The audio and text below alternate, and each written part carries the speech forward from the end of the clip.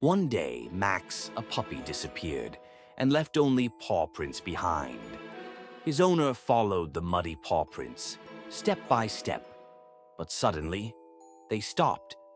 The trail ended near an abandoned building, and then a faint whimper echoed from the darkness.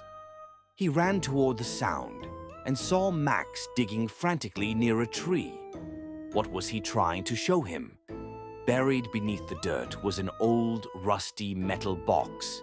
Inside, letters and a locket with a photo of his grandfather.